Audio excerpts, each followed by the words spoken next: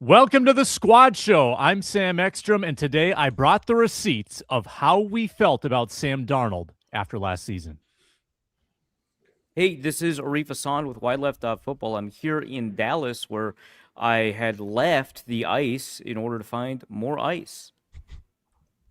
What's going on? Luke Inman at Luke_Spinman. So Darnold made it to a Super Bowl before Josh Allen and Lamar Jackson. That just proves we're living in a Madden simulation.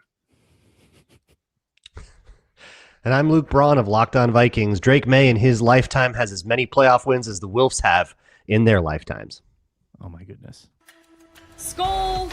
It's the Viking Squad. Everything Minnesota Vikings every week.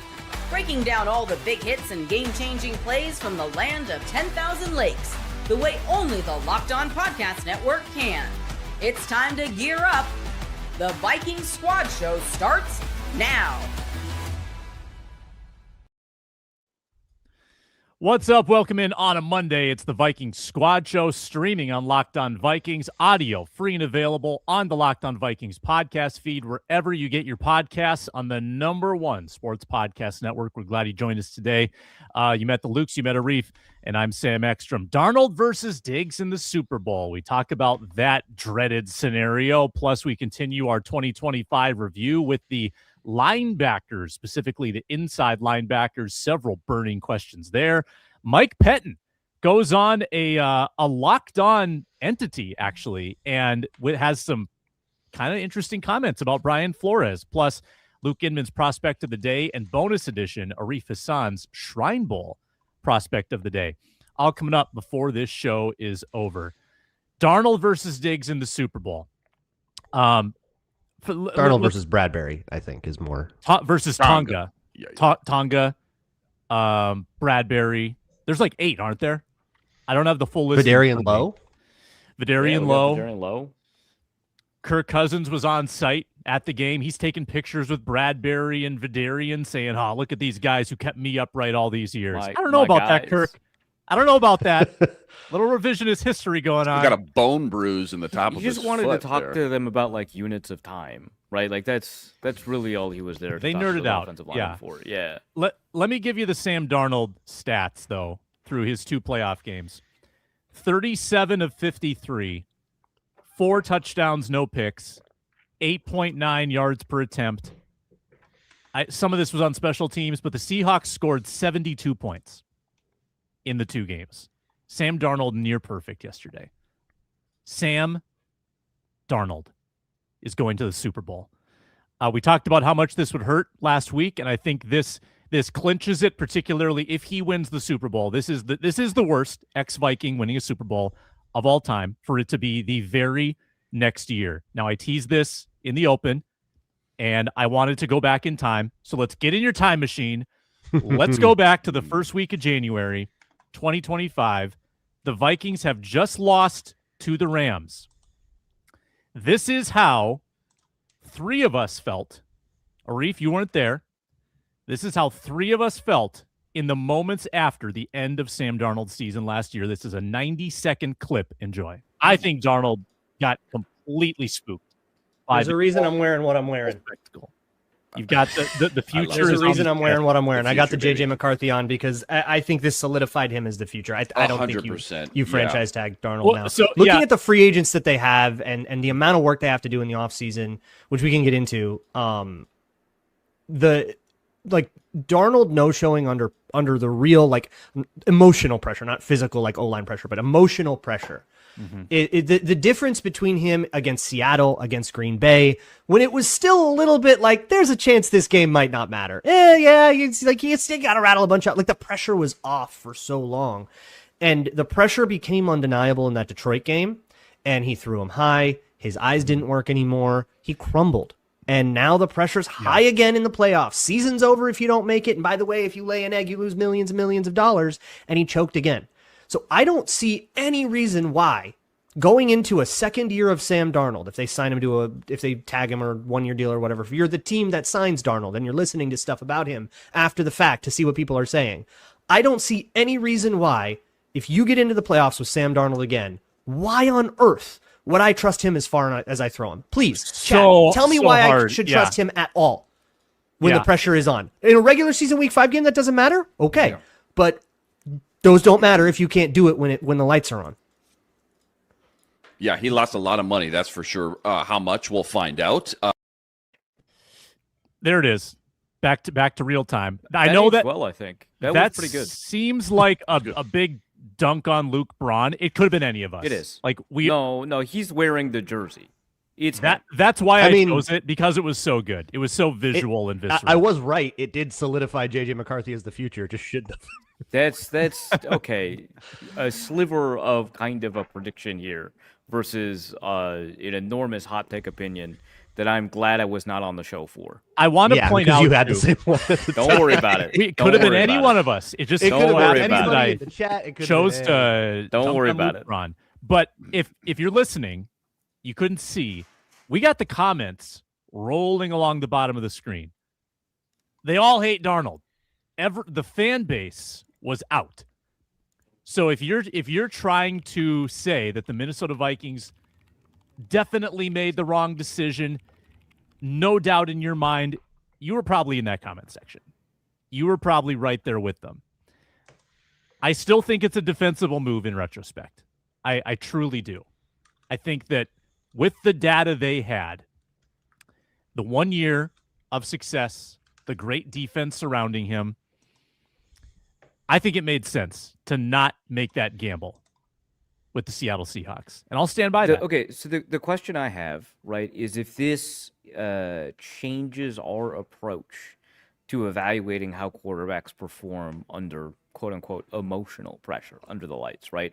If maybe we, generally speaking, over-leverage it, or if this was a case where actually that is an appropriate evaluation to make, and it just so happened that this is the time that didn't persist, right? Like that's my question, right? Is like, okay, the data we had suggested that Darnold was not going to do well when we had big situational, like that kind of pressure, right?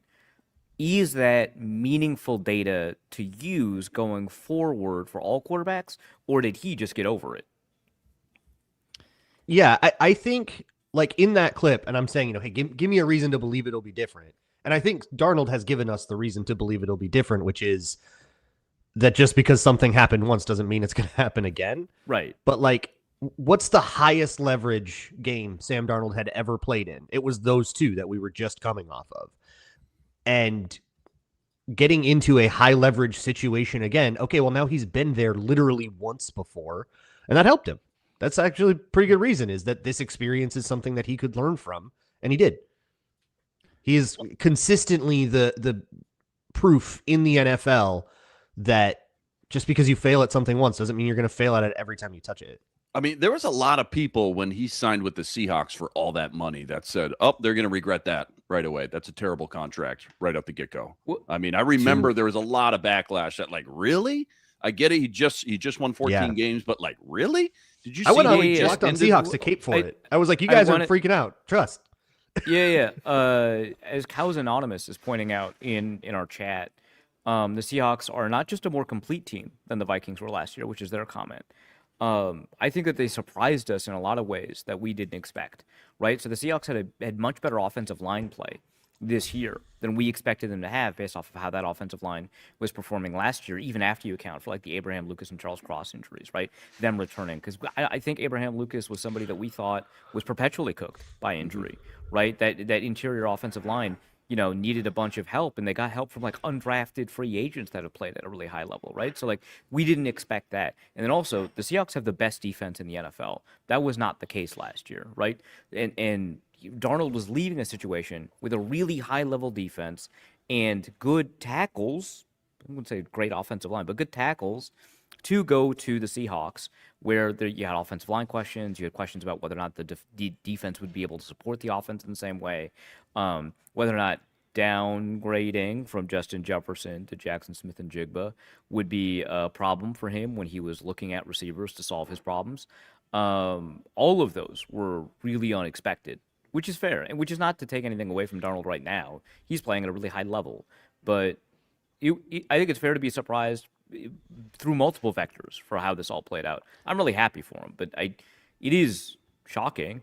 right? I feel that's fair to say. Just to add on to what you mentioned, Arif, there as well, he goes to a division, by the way, pretty stacked division with San Francisco coming off the year they had. Obviously, the Rams with Stafford and Puka and Devontae. And like, dude, there's a lot of people, a lot of experts who had Seattle dead last in that division. 4 wins, 5 wins. I don't know what they do really well. I just don't get it. So you tell me that there's 2 NFC West teams in the NFC Conference Championship, and neither of them are the San Francisco 49ers. Like, people's heads are spinning. Like, there's no way. What happened in 2025?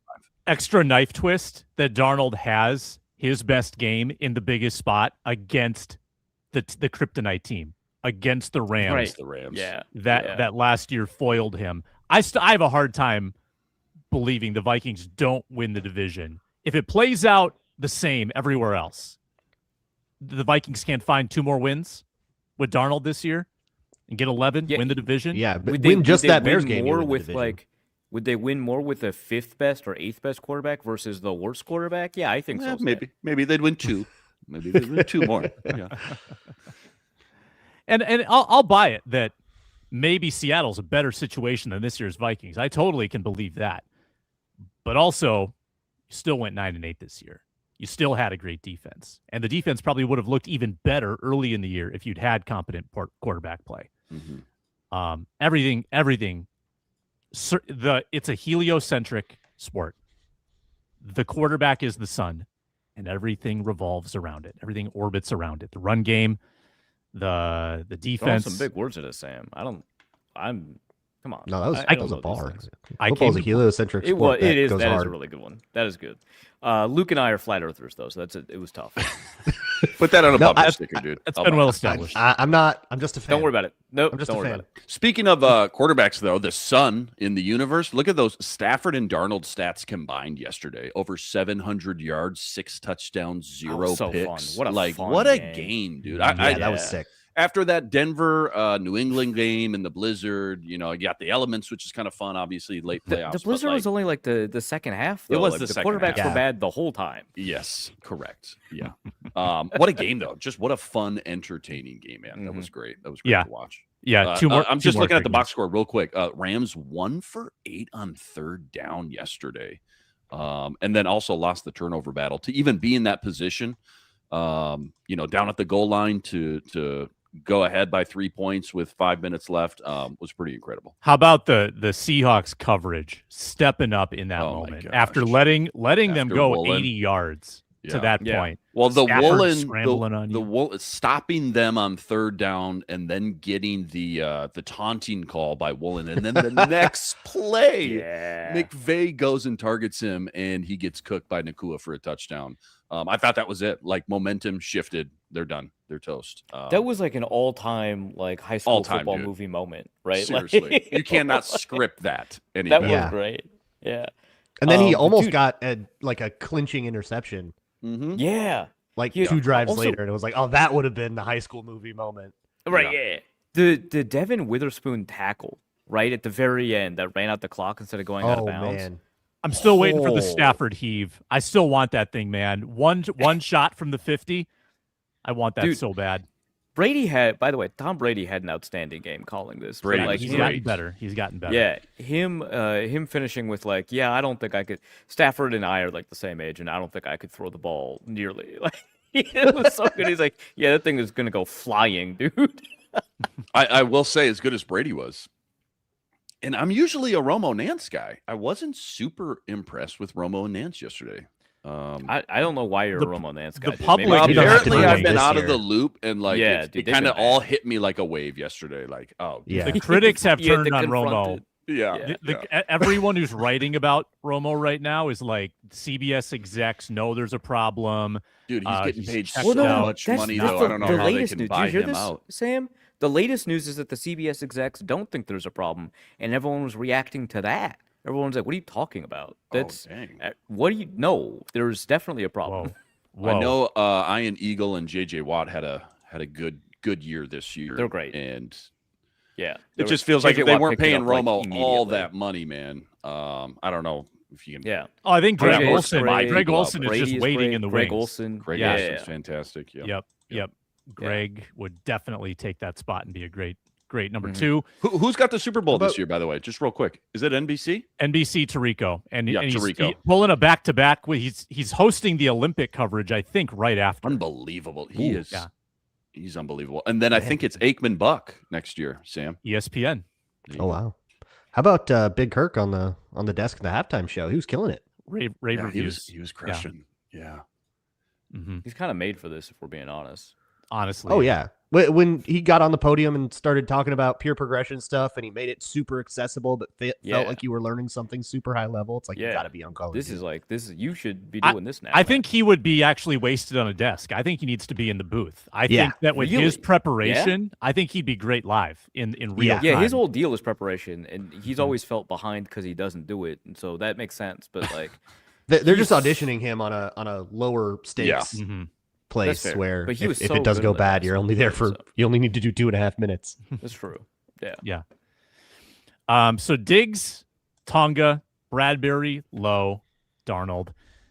2 weeks until the Super Bowl. Can't wait. So what's the cheering guide? What's the rooting guide for this Super Bowl? If you're a Vikings fan wanting to feel better about yourself. To me, Darnold is first, right? Because I don't think there's any bad blood there. No one forced anybody out. The Vikings, I guess, technically offered a contract, but we all kind of knew what the score was. He helped the Vikings do some pretty amazing stuff. To me, it's Darnold first. I like Diggs, and obviously Diggs brought one of the greatest moments in franchise history. It is notable that one of the greatest moments in franchise history was like a divisional round. The second by the Wilfs since buying the team in 2005. Okay. Diggs left with a little bit of bad blood, but I think most of that is kind of washed away, right? Not as many people are worried about it. So I could see that being up there.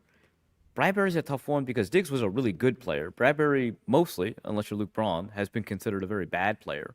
History will vindicate me. Okay.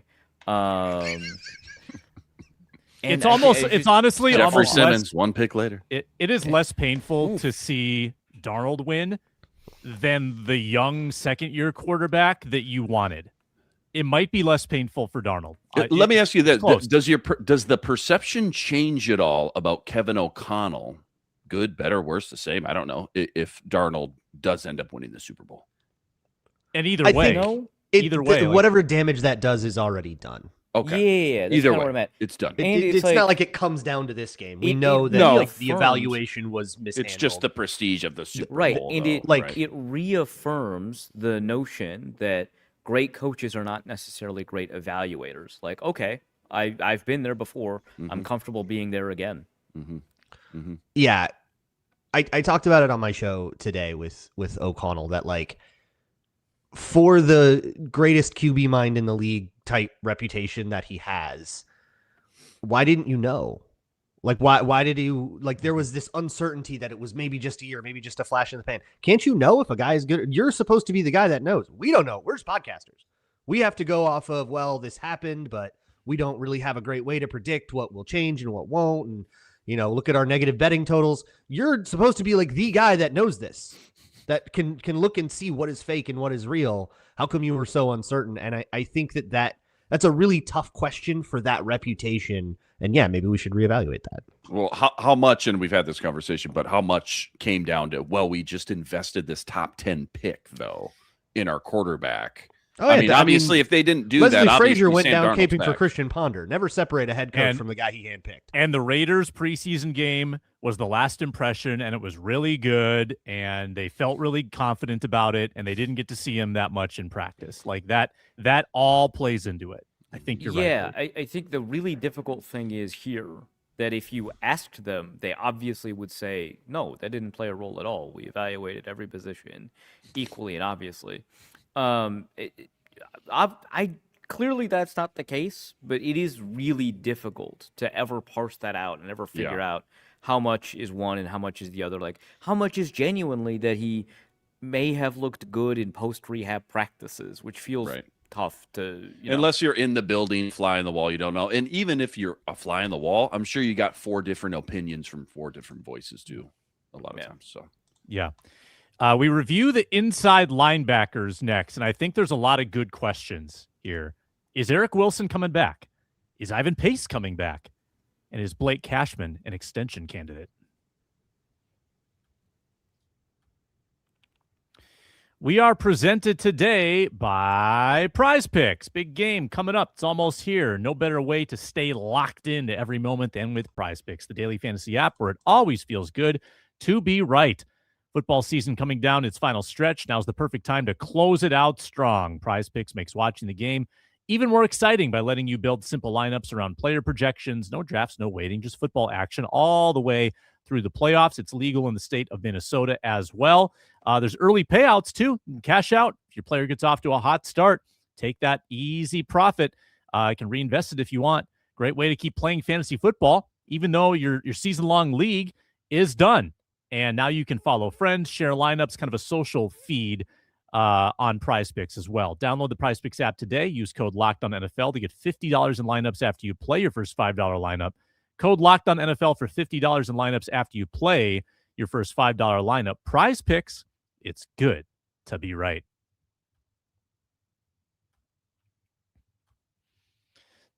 Back on the Vikings Squad Show, check out Luke Braun, 30-minute daily dose on Locked On Vikings. We appreciate that. He would appreciate that. Subscribe to the channel.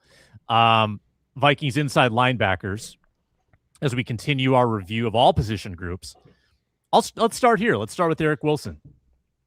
Eric Wilson led all inside linebackers with pressures and sacks this year. Unbelievable. For some of us, remember when we ranked the 91-man roster? Where do you think we had Eric Wilson? Oh boy. He was in the first round, right? Like we didn't rank him 90, but wasn't he like in he was like a lock to make the team. Was he a lock? Okay, so we put him thought probably so. around 50. Oh, you got to pull it up now. I'm going to. I gotta know. Going to. Wants me to sign There wasn't like in. I had him serious making competition. the team, didn't I? Yeah, Was it was like a lock to very make the clear team? top four. I had him number linebackers, if I one, remember. didn't I? Oh yeah, because there were no linebackers. That's Yeah, right, there was like no linebackers real again. competition for him. Yeah. All right, ready But if for there it? were, we probably would have like. I, with- let me put in my formal guess. Okay. 54. That's for you 49? or collective? My guess is for the collective. Okay. So Arif Hasan's officially a robot because he's exactly right. 54th is where Arif had Eric Wilson. I'm out. Have a good show, guys. That's great because I got it way wrong initially. Off so the who roster. had him off the roster? You did. You got Well, a Arif, mulligan. 54 would be off the roster for Arif. Luke Inman had him 49th. Sam Ekstrom had him 40th. Luke Braun, 33rd, the most Good for you, man. optimistic Wow. about Eric Wilson. And where would you say he finished in terms of, like, just straight up best players on the team? Like He 12th, was like kind of one of them. Dude. 8th? He's like 15th.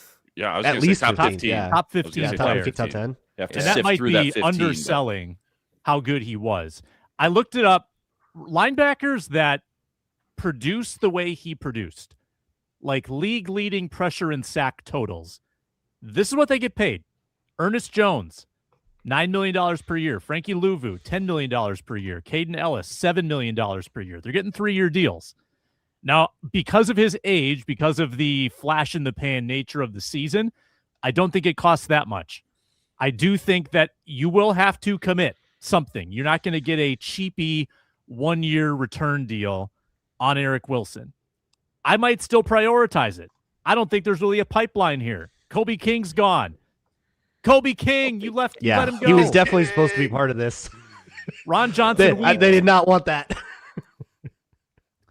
So where are we at with Eric Wilson? I want him back. Uh, They have no money. I think they have Plug to have for him back. wideleft.football. Matt Freese put out a huge guide on how to get the Vikings under the cap and then how to use the cap space created from all the restructuring and cutting and extending and all that to sign free agents. Today, we published the article about which free agents he would like to re-sign.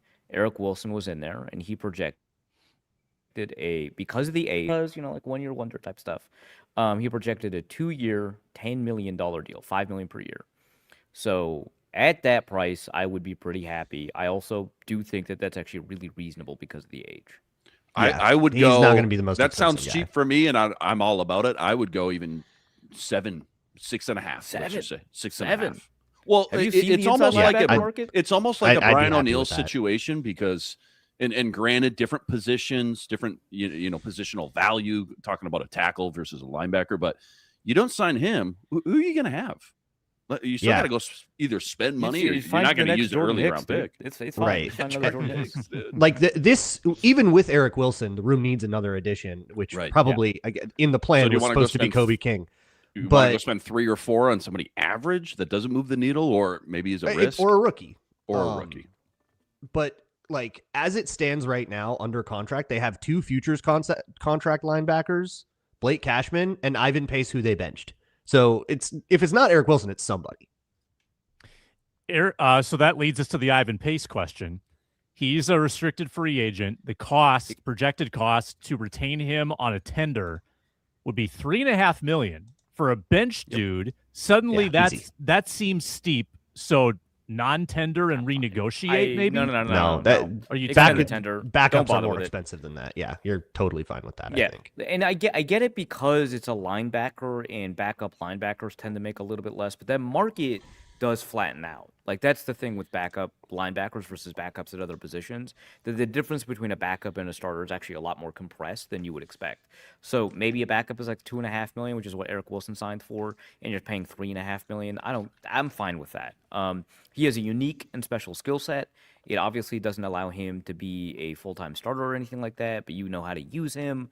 $3.5 million, I'm comfortable with it. It might be a slight overpay, but an original round or right of first refusal tender, $3.5 million, I'm just not going to screw around. I think it'd be fine extending that. Again, if it's not Pace, it's somebody. No, somebody needs to take his place on that roster then as a backup linebacker, and I doubt that you're getting someone like cheaper. And yeah, he still can be a rotational piece. The fact that they kind of had him in as the unquestioned starter and then went back on that raises questions that I've been asking all year. But in terms of what you're committing to now, yeah, it kind of doesn't get much cheaper than the RFA tender, except for like Jalen Redmond ERFA situations. Pretty good special teamer on top of that. Yeah. Might as well. Oh yeah, they always kicked off left because of Ivan Pace. It was Ivan Pace was like the reason, like the center of their kickoff coverage. Yeah, plan. so that's like fantastic. that's worth it. What do you think prevents Ivan Pace from doing Eric Wilson's stuff from a pass rush perspective? Because is it just because Wilson's not huge, Pace is not huge, but we've seen the strength Pace has. I'm surprised they couldn't carve that out for him. It's not like Eric Wilson was giving you immaculate run stopping in the process. He's kind of shoddy against. He goes the right way every time though, which you can't say about someone Pace. whose eyes are not just correct but fast. Like that's kind of the goal. And Eric Wilson was correct and fast in making decisions, and he would overrun plays sometimes. He wasn't perfect, right? But if you need someone to be somewhere, Wilson will be there. Pace, not doing that. And he would freelance a fair amount, and we didn't really have to worry about that because Blake Cashman would kind of cover for that. Mm-hmm. And it's just nicer if you don't have to worry about your other linebacker covering for your first linebacker, and you just operate like a well-oiled machine, like a cohesive unit. Mm-hmm. That's what's preventing it. Physically, Pace has, which is weird to say about like a 5'10" linebacker. Physically, Pace does have the tools to do all of the things that you would want him to do, but he's not going to the right spots. I think there was a moment in week 4 against the Steelers in Dublin that got 2 different Vikings benched, and it was that DK Metcalf slant that went to the house. Theo. Because Theo's Jackson. snap counts were not the same ever again. And Terrible Ivan angle. Pace, after the bye, basically had lost his job. It's a good On call that up. play, Yeah. Ivan Pace busted the coverage. He went to the flat, and it was, I think, a Tampa 2, and he played it like it was like a fire zone or something like That's right. that. Yeah. So he went to the wrong zone. Yes. Not I overplayed it, not I missed my landmark a little bit. He got the play call wrong, Good shout which out there. I'm going to imagine was a pretty frustrating thing to a jet-lagged staff. Ivan Pace did not survive the self-scout, safe to say. Right, Look which at is what- was like the last thing that had happened to him was that play. Inman, so you are proponent to bringing back Pace back up. You've got Wilson back on a 2-year, as you said, $7 million per year deal. And then that raises the Cashman question. You've got Cashman for 1 more year. This GM has kind of made a recent habit. He is okay extending guys that are in their 30s. Cashman's going to be 30. This is his age 30 season. You let it ride with Cashman or extension candidate? I'm leaning extension right now. I think he's done and proven enough just how important he is. And again, it's tough with the defensive coordinator going on a year-by-year kind of basis. That does this look different for Blake Cashman under a different scheme and a different coordinator? I don't know, but he's proven, whether it's Houston or here, that he's just a good football player. He's just a good linebacker. And wearing that green dot, the communication stuff, we saw it 2 years ago when he missed that Rams game and Detroit game, how the defense fell off, the communication stuff, the pre-snap stuff fell off. I would lean extension. I'm fine and comfortable with him, being locked up into 31, 32. I think right now his cap is about 9, I want to say. And obviously we're going into a huge offseason where they're going to have to make some tough decisions and shave some money. And I think Blake Cashman is a guy that I'd be more than comfortable knowing he's around for the next 2-3 years. Cashman, your thoughts? The Matt Freese's article on this extended him, saved about $4 million against the cap. At that point in the article, it's not actually necessary to get to where you want to go cap wise, but I do think it makes sense for all the reasons that Luke gave. It was like, we know what the on-off impact of Blake Cashman is. We know what it's been for the past couple of years, what that on-off impact is, what he can do to help kind of the other players on the defense align properly, get to where they need to be before and after the snap. His ability to kind of adapt to changing conditions is just a really tough thing to actually find in a linebacker these days, because those body types aren't going to linebacker. You're just not getting paid enough for those players to want to do that in college. So I think that you extend Cashman. Let the age problem occur before trying to anticipate it. The Vikings have enough problems to solve. There is no reason to create new problems to solve unless they appear on their own. So yeah, into 26, into 27, into 28, and obviously they don't have to solve the Cashman kind of whatever in 26, but I wouldn't want to solve it in 27 or 28 either. So when you do those exercises like what Freeze did on Wide Left, you kind of find yourself every time saying, okay, well, I can do this with this contract, this with this contract, and then you look up and you've done way too much. And you realize that like you don't actually have to restructure or extend every single big cap hit. Blake Cashman's is 9.1 mil. I think it would be fine to ride that out if you wanted to. And the question is more about, do you want him to be around in 27, 28, which I'm with you guys. Yeah, it's a yes for me. But it can be about that rather than being about, God, what do we do with this $9 million cap hit? Figuring out the cap and the money can happen with more impactful contracts. Just make the decision of how long you want Blake Cashman in your building. Yeah, if they could solve like that one soft tissue injury every year, that'd be great, because you love when he's on the field. Love him when he's on the field. And that's a feather in Kwesi's cap that they identified him. And being a Minnesotan, if you do let it ride, there's a decent chance that you could renegotiate that if he's a free agent, if you don't do the extension. So I don't think a non-extension means that he's gone. We've got some inflammatory Mike Pettine non-comments to get to when we return. And we are brought to you today by Indeed. If you've ever hired someone who looked good on paper but wasn't the right fit, you know how important that is. You want candidates who truly match what you're looking for. Trust Indeed-sponsored jobs. Macho Meach tried to apply for this show one time. Was he the perfect fit? He's very snarky in the chat. It's very funny. Was he the perfect fit for this job? I don't know if he would have been part of the culture. Macho, you can weigh in on that. But instead of struggling to get your job post seen, Indeed Sponsored Jobs helps your listing stand out, reach quality candidates faster. According to Indeed data, sponsored jobs posted directly on Indeed are 90% more likely to report a hire than non-sponsored jobs. Spend more time interviewing candidates who check all your boxes. Less stress, less time, more results using Indeed Sponsored Jobs. Listeners of this show get a $75 sponsored job credit to help give your job the premium placement it deserves at Indeed.com/LockedOnNFL. Indeed.com/LockedOnNFL right now. Support the show by saying you heard about Indeed on this podcast. Terms and conditions apply. Hiring? Do it the right way with Indeed.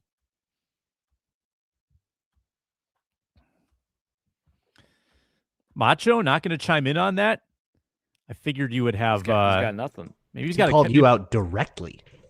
Maybe he started late and he needs to catch up. Well, I'm sure we'll get a barrage here in a moment. So, the Ultimate Cleveland Sports Show. Are you familiar?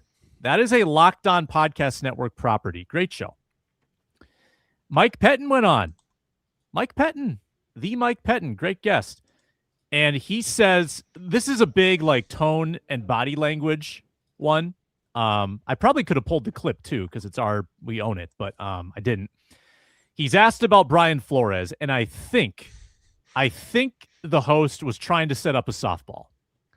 Asks his thoughts on Brian Flores, and Mike Pettine goes in the dourest possible demeanor. Probably not many that I'd prefer to share. What an answer, dude. And later says, we didn't see eye to eye on a lot of things, and that's why I moved to offense last year. So this just adds to the little, the kindling, the smoke that maybe Brian Flores is a little bit tough to work with. Maybe that explains why the job interviews don't flow easily. We're not talking about, rumors, speculation around Mike Smith, Chris Rumpf, their departures. We've had another coach go to a college staff midseason. Now Pettine, who is like this with KOC. I'm interlocking my fingers. I mean, that's a mentor of KOC's. And now we hear this from Pettine, who was a key member of that staff. What does it mean to you, Luke Inman? Is it nothing burger? Do you side with anybody in this? Where are you at? It doesn't surprise me. I'll tell you that. We know Flores is maybe just not everybody's type of flavor. Let's just put it that way. I'm reading a part of the transcript, and Kevin Seifert tweeted it out a couple days ago when this kind of all unfolded. And there's a part that kind of sticks out. I'm just quoting it here. It just kind of felt like it was Thad's time to take over coaching offensive linebacker for Pettine. Flo certainly felt like that. I don't know what kind of different dynamics and stuff obviously happened behind the scenes, but it just felt like, there was clearly a tiff. And at a certain point, there's some relationships that go on at work. You're not going to get along with everybody. Let's just put it that way. Clearly Pettine fell out of favor with Flores and teed you up for that. And kind of a nothing burger, to be totally honest, Sam, but it just doesn't surprise me at all. Just knowing Flores' history, not just here, but also in Miami. Let's just put it that way. Nate chimes in. If Pettine was a good coach, maybe it'd be something. How would pushing we Mike Pettine out the org? Well, good job, Flo. Yeah, Great. Yeah. I don't know. I'm Pay gonna take the balanced approach on that one. Like, how do we know what Pettine's impact was? Do we have any tangible clue? He's a voice in the room. We don't know what he said. We're never gonna know. Play caller. He wasn't in charge of a group. My read on that is that Pettine is to KOC as Grigson is to Kwesi, where these guys like failed when they had the job. Mm-hmm. But our voices in the room, they're mentors. Pettine was, I think, the first guy to hire O'Connell as a coach back in 2015. Yeah. And has been a mentor to him for a long time. Kind of the same with Grigson and Kwesi. These guys, they've got a lot of experience, and that experience didn't go well, but that can be a really helpful voice in the room when you go, okay, so here's how I screwed this up. That's like a good lesson to have like in your conference room. Yeah, what's interesting, I was talking to some Cleveland guys down here at the Shrine Bowl about these comments because I was like pretty curious about their take. And a couple of these Cleveland guys, not people affiliated with the team, people who cover the team, were like, in retrospect, it really seems like Mike Pettine was done really, really dirty by the organization. Yeah, he dealt with Johnny Manziel, right? You take a look at that staff he assembled: Mike McDaniel, Shanahan, Angelico, and there's more, right? There's like it's a really outstanding staff in retrospect that they were able to put together. And if you think about it like that, right? I'm kind of curious, right? Because he had to deal is it the case that he put together a good staff because he knows what it looks like to have a team work together, or did he screw it up because that was also the same staff where the offensive coordinator put together a PowerPoint presentation on why she'd be allowed to leave, right? So half a dozen of one, six the other, but I do think that this matters, right? Like, it may have been better for Pettine not to be in the organization, and maybe it would have been better right, if the Vikings had kind of separated that relationship. I don't know. Maybe not. Maybe it would have been. Maybe it wouldn't have been. But that doesn't mean it's okay to make it difficult to work with someone. And I would say it's only a piece of the puzzle, and it's a one-sided piece of the puzzle. Maybe Brian Flores has turned, a new leaf or turned a corner and is actually really pleasant to work with. But sometimes, if you're not very good at your job, people who hold you accountable are characterized as unpleasant to work with. That's also the case. But I do think that if you're part of a head coach search and you're trying to turn over every stone, right, you're taking a look at interviews like this, right? And it's not going to define where you are on a head coach search, but it might inform your decision a little bit. And I would say that that's probably true for, if a general manager is involved. I don't know that, an owner is going to be listening to various podcasts. No offense to myself, but probably not. But I do think that like a GM might, because I've been talking to how they do player stuff, right? Last year, I published a piece in the Shrine Bowl. I talked to a scout who had watched an interview of a player in a podcast that only existed on YouTube, and at the time I checked had 38 views. Like, this is stuff that will get out, right? And so I think it matters, and it is important, but it's not the only thing. And if we can if that staff has the ability to kind of connect the dots and take a look at, the coach that left midseason, take a look at the coach that, and talk to all of those people or get feedback somehow about those, that'll kind of paint a more complete picture and give us an understanding of maybe this is one reason he's not advancing in interviews. Yeah, I guess my gut on something like this is, if there are disagreements on personnel, on X's and O's, I would think that if you're working under somebody and you see their results, right, the results that Flores produces, and you're a coach in this league, you're probably saying, we disagreed on that one. I will tell you that, but hey, B-Flow was right. He got it right. There wouldn't be the grudge that's being held, which makes me think it's more interpersonal than that. I don't know anything. Yeah, I don't think it's about like the merits of who he wanted to draft or whatever. It's that guy's a dick. Like, that's what Pettine wants to say without saying. He's that guy's a dick. Saying, yeah, which is pretty known. I don't know. It's so hard. I feel like I'm starting to analyze the relationships of people I haven't met with other people I haven't met, and I just kind of throw my hands up at that. But it does tend to flow out around January every year, which I find interesting. And maybe that's just because that's what the news cycle is. So people are asking those questions more. Hold on. What if he's doing KOC a solid? That's what I'm saying.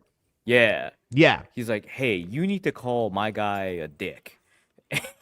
Yeah. Do it on, do it on a podcast, not on a podium. 5D chess. Go on the Locked On Podcast 5D Network. chess. Go on the Locked On Podcast Network. They'll let you say anything on there. Look at those guys on ours, Yeah.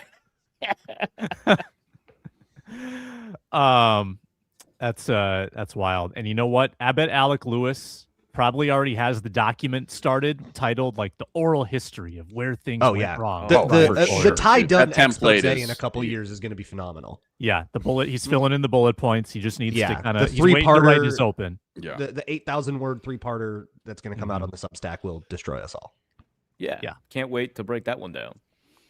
In 2034? 27. 27. Sam Darnold, how many rings does Darnold have by then? By 2027, 4. By 2034, he could catch Brady. There you go. I gotta put this one on the screen. That's just for the video audience's pleasure. All right, we got prospects of the day to get to when we return. We got Shrine Bowl and we've got Luke Inman's. It's edition 2 of the 2026 offseason prospects of the day when we get back. We're brought to you today by Robinhood. What if sports were traded like markets? Now you can put your sports IQ to work in real time with Robinhood prediction markets. It's not you against the house. It's you participating in a live market. You can buy or sell your positions live all game long. Use your sports knowledge in the moments that matter. Robinhood prediction markets changes the game. It's people moving the action. So when momentum shifts, you can move with it. I always knew the game, never had a dynamic way to apply that knowledge. Now I can actually take part live in a market powered by people. You're no longer just a spectator. Play-by-play, you decide. Trade every play with Robinhood, now available across the U.S. Download the Robinhood app now to begin. Futures and cleared swaps trading involves significant risk and is not appropriate for everyone. Event contracts are offered by Robinhood Derivatives, LLC, a registered futures commission merchant and swap firm.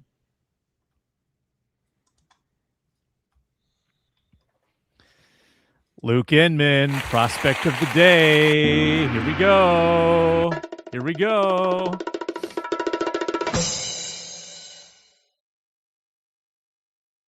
Oh, that's it? One more. There we go. There we go. What do you mean we say anything and do anything on this show, Sam? What do you mean? All right, this was the dude I was going to roll with last week. Caden McDonald, defensive tackle, Ohio State. 4-star coming out of Georgia, 6'3", 326. Played 7 games as a freshman, full-time starter as a sophomore, and then last year really kind of turned into one of the studs of that Buckeye defense. My buddy, who's a diehard Buckeyes fan, watches every game, listens to every press conference. I was asking him about Caden, and he said, Ryan Day would constantly bring him up by name every press conference about his kind of presence on and off the field, kind of as this engine right in the middle of this defense, the catalyst of the defensive line, made everybody around him better, but a great role model too. Off the field, academic honors as a communication major, was involved in a lot of charity work as well. I know it's pretty early kind of in the process, just in general. Shrine game just wrapped up, Senior Bowl, Reef's going down there this week. Still early, but it feels like he's the best run-stopping defensive tackle in the class. PFF's #1 run-stopping grade among all defensive linemen in the country. Top 10 overall grade for PFF among all defensive linemen. 6'3". I know one thing you worry about is kind of leverage. Does he play too tall? The pad level is really good for that size. He's a tank. He's stout. He holds his own at the point of attack against double teams. I went and watched the Indiana playoff game back. He was getting triple teamed by Indiana a few times, just to kind of give you an idea of the type of attention he was getting. Pass rush, it's fine. It's not great. 12 hurries, 10 pressures, 2 sacks. The first step, I think the quickness, the athleticism, it's there. But the timing just wasn't always right for some reason. What you're really getting here with Caden McDonald is an elite run defender, not just a big kind of body space eater, but a guy who holds the point and looks kind of almost unmovable at times, more reps than not. He's a guy that's just probably going to make everybody around him better. I wanted a stud nose tackle since Linval Joseph left. Reef remembers this. Jordan Davis was my #2 prospect in 2022. He was staring us right in the face. We traded back. It's fine. I've moved on. Definitely not mad about it anymore. But I think just from a team building standpoint, right, we're going to talk about that a lot this offseason. For Flores, for Kwesi, you spent all that money on Jonathan Allen, on Hargraves. Mixed reviews, some good, some bad, but mixed reviews for at least that price point. I don't think anybody would be opposed to upgrading the run defense, and Caden McDonald, he helps them get bigger, stouter, younger, cheaper, right in the middle of that defense. You start to think about 2026 and beyond. A guy like Caden McDonald playing next to Jonathan Allen and Jalen Redmond, that's very enticing. You got Tyrion Ingram-Dawkins, Levi Drake Rodriguez behind them in the rotation as well. That just feels like a lot of youth, a lot of cheap labor and good talent there to work with the next 2-3 years while you kind of shore up the run defense. And again, help manufacture more 3rd and longs where, Flores really makes you pay. So he's 20 years old. Love the age. Pretty small sample size guy. Like, didn't do a ton as a freshman, didn't do a lot as a sophomore, kind of his junior year, about 29 snaps a game. It looks like pure run stuffer. Yeah. I don't see him in Daniel Jeremiah's mock just released today in the first round. So have you seen where his I will say, from a pure value standpoint, you got Peter Woods is like clear-cut best defensive tackle in the class. He'll go top 6, top 7.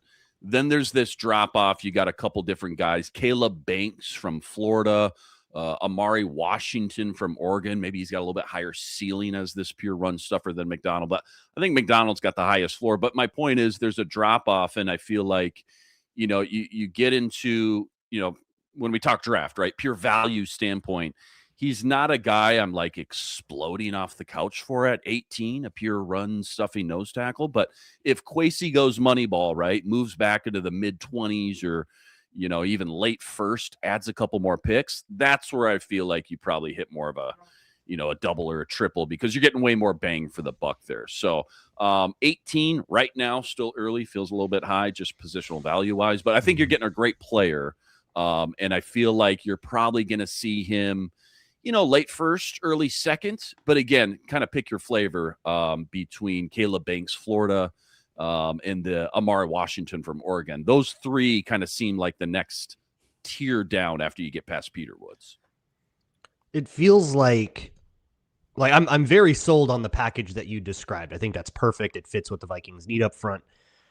It's just a matter of how often is that guy on the field. Right. First, and can you second spend down, a first Yep. or even a second on a guy that maybe is playing like half the time?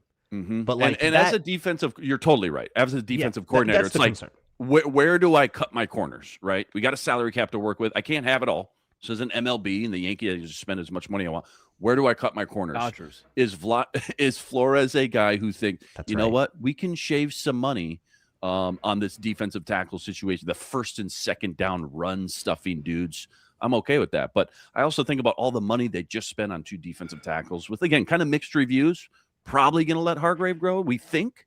And I just wonder if, it's time to finally get a younger, stouter run stopping defensive tackle in there with some still pass rushing flexibility in there. But again, that's just not his bread and butter, but totally get the devil's advocate for sure. It's tough to spend the 18th pick on a 2-down defensive lineman for sure.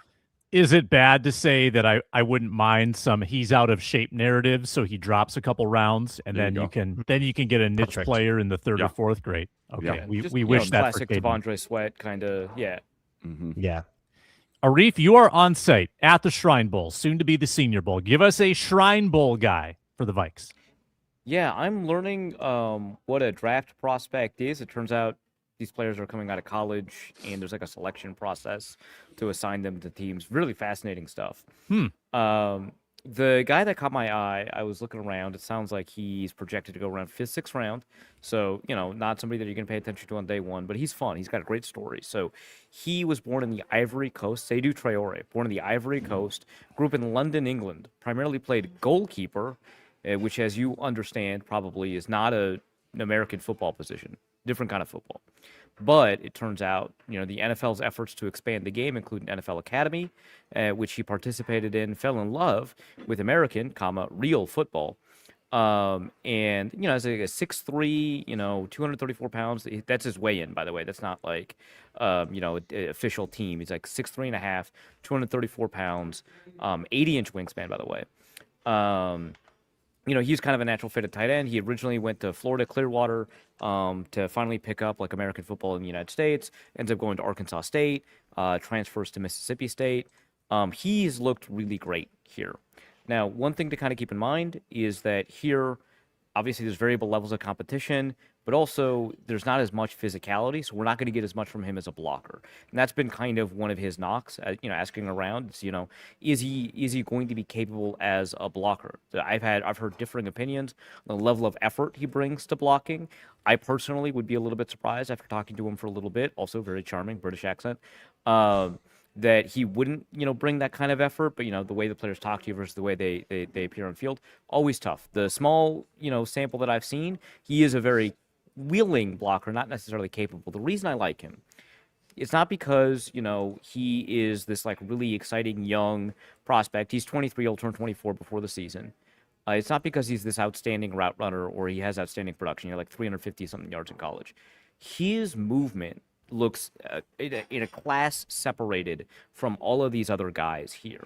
His fluidity and understanding of where his body needs to be. Again, not an outstanding route runner in terms of technique and precision, but a really outstanding understanding of space, a really easy mover that just kind of ends up where he needs to be, ends up creating a lot of separation, really excellent hands. He's been really fun to watch, and he has this huge size advantage against all of... Sorry, I just one of the comments. He has this huge size advantage against all of these other players here, except like Eric Gentry, the USC linebacker, is like 6'6", 220. Everyone else he's had this huge size advantage against. He's been a ton of fun to watch, and he's been kind of moving the chains through the middle of the field. He seems like a seam stretcher tight end that you might be able to train into being kind of a dual capable tight end. But for right now, I wouldn't consider him like a TJ Hawkinson replacement. I would consider him like a move tight end that you've got the ability to kind of play around with matchups for. I kind of like him. Seydou Traore, again, Mississippi State. He is a pleasure to watch. He stood out in a huge way here. You spell that for me? Would you mind? Yeah, Seydou. His first name. Traore. Got it. Traore. Beautiful. Thank you for that, Arif. That was a great assessment. And I went the whole time not knowing the name of the person you were talking about, so I couldn't look them up. But yeah, Arkansas State, Mississippi State, 6'4", 235. Nice. Seydou Traore. Tight end could possibly be a huge need for the Minnesota Vikings. We don't know yet. We don't know what the Hawkinson plan is. Could be a giant need. So that's probably going to be it. This is a guy I would not draft if it was to fill a need. I think he needs a year or two. But he's fun. Sweet. It's part of the trouble with dealing with cap issues by like cutting players is that you create needs that need to be filled immediately, and therefore you kind of don't have access to the draft because guys that are ready to like start right away are usually gone by the top 15. Yeah. Those don't come out of college a lot. Or you're bringing in a free agent that then like that guy needs has a year where he's new to the system, and then you're waiting on the year to leap, and you're just making the whole thing take a lot longer. Plus, he might not even be saving resources, right? Like if you're drafting the kind of tight end in the first round that replaces TJ Hawkinson, you just traded your first round pick for like $15 million. Yeah, and maybe he didn't even get better. Which has its advantages, but like it's I'm not gonna say it's a losing game, but it's definitely kind of a game where you can find yourself hustling backwards. It's very difficult to be profitable. Yeah. You really have to nail to it. move the needle. Yes, positively. Actually to get better. Everybody would be great if you could get a tight end that's just as good as TJ Hawkinson for $10 million less. You let me know where you find that guy. We wagered yesterday on player props, final round of our postseason betting contest leading up to the Super Bowl. We did pretty well. As a collective, this might have been one of our better weeks ever.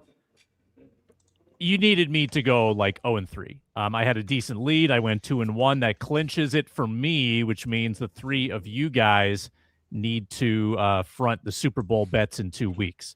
So we'll start. We got to shout out Inman though. 3-0. Inman goes 3-0. Phenomenal. Got a shootout over there. Darnold using those legs. Did he get that late in the game too? Yeah, I was gonna text you guys. Yeah, it was late third, early fourth, somewhere in there. Yeah, easy money, dude. Quarterback rush, easy money. Just get to the line and fall forward. That's it. Arif got the digs under, missed the booty over, and got the JSN over. I got the Stidham under. Thank you, Snow. That might have jeopardized me. That was looking bad for a while. That 50-yarder at the very beginning, play, that was my first thought. Gonzalez too, by the way. Yeah. Dude, Kayshawn had like 2-3 targets themselves that were like over 37.5 yards. Just one of them, man. Just one of them. We'll be back Thursday to continue the off-season review. Starting to talk draft. Might even start talking free agency here very soon. Almost done with January as the offseason continues, and we are right here 2 days a week on the Vikings Squad Show. For the Lukes, for Arif, I'm Sam Ekstrom. Thanks for watching, listening, commenting, and subscribing. We appreciate your time. We appreciate your viewership, and we will talk to you next time on the Squad Show.